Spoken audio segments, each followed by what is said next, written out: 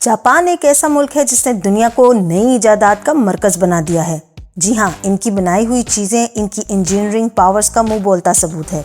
ये एक ऐसी एंशिएंट नेशन है यानी कदीम तहजीब है जिसने दुनिया को मॉडर्न वर्ल्ड बनाने में कोई कसर नहीं छोड़ी। बिस्मिल्लाहिर्रहमानिर्रहीम, अस्सलाम वालेकुम नाज़रीन, मैं हूँ आपकी होस्ट जोया और आप देख रहे हैं ITI TV।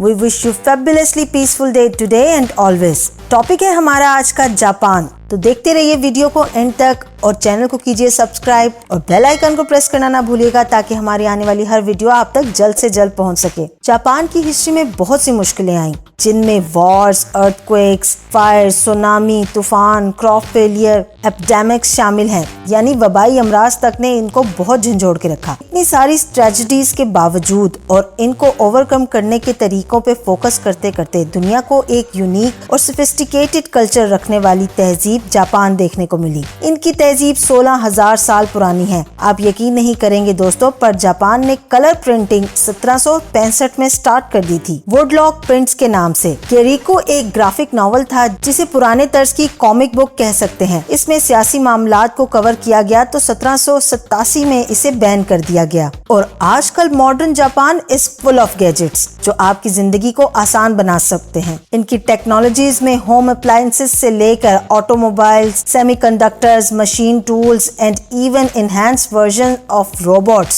सब कुछ शामिल है। कुछ मजेदार इन्वेंशंस के बारे में आपको बताने जा रहे हैं दोस्तों, लेकिन आपने हमें जरूर बताना है कि आप और जानना चाहते हैं तो हमें कमेंट्स में अपनी राय से जरूर आगाह कीजिए।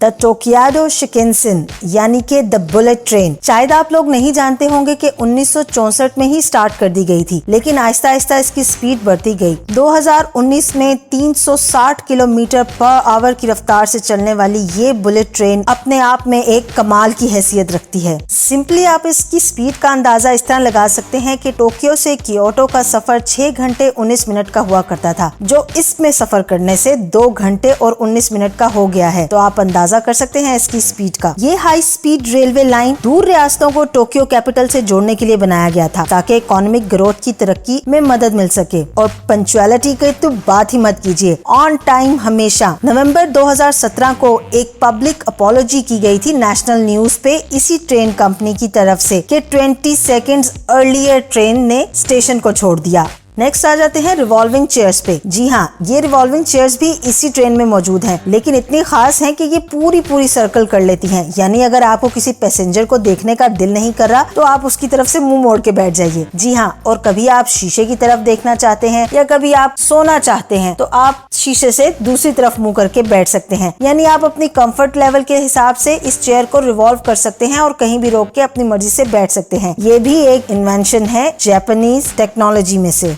गाड़ियों को पार्क करना एक बहुत ही बड़ा मसला बनता जा रहा है और बहुत ही ज्यादा रशी एरियाज में तो बहुत ही मुश्किल हो जाता है। और कहाँ इसकी हिफाजत करने वाला कोई खड़ा किया जाए, तो इसके लिए भी एक हल निकाल दिया जापानीज पार्किंग लॉट्स ने, जो नए किस्म के हैं। बगैर किसी गेट या गार्ड के एक छोटी सी हर्डल बना दी गई है जहाँ पे कार को लॉक रखने के लिए एक स्लाइड नुमा चीज बना दी गई है। जब गाड़ी सही जगह पर खड़ी कर दी जाती है तो गाड़ी के नीचे से एक स्टील स्लाइड सी निकल कर इसे ब्लॉक कर लेती है। और जब आपने ये पार्किंग से निकालनी हो तो आपको जाकर एक मशीन पे एंट्री करनी होती है अपने नंबर के हिसाब से, और उसके बाद आपको इसकी पेमेंट करके आराम से जाकर गाड़ी निकाल लेनी होती है। बगैर किसी मैन पावर के मशीन्स ने आपकी जिंदगी इतनी आसान कर रखी है जापान में, और ये इन्हीं की इन्वेंशंस का एक नतीजा है। Vending machines. दोस्तों, क्या आप जानते हैं कि जापान वेंडिंग मशीन्स का घर जाना जाता है, क्योंकि यहाँ तकरीबन 5 मिलियन वेंडिंग मशीन्स पूरी कंट्री में फैली हुई हैं, जिनसे आपको तकरीबन जरूरत का हर सामान मिल जाता है। इवन फर्स्ट एड तक भी, जो स्पेशली इसीलिए बनाई गई हैं कि ये फर्स्ट एड की वेंडिंग मशीन्स हैं। हर किस्म की फर्स्ट एड मुहैया करने के लिए ये मशीन्स आपको हर जगह मिल जाती हैं और आपकी सहूलत का हर सामान भी आपको यहाँ से मिल जाता है। सिटी कॉर्नर्स हो, ट्रेन स्टेशंस हो,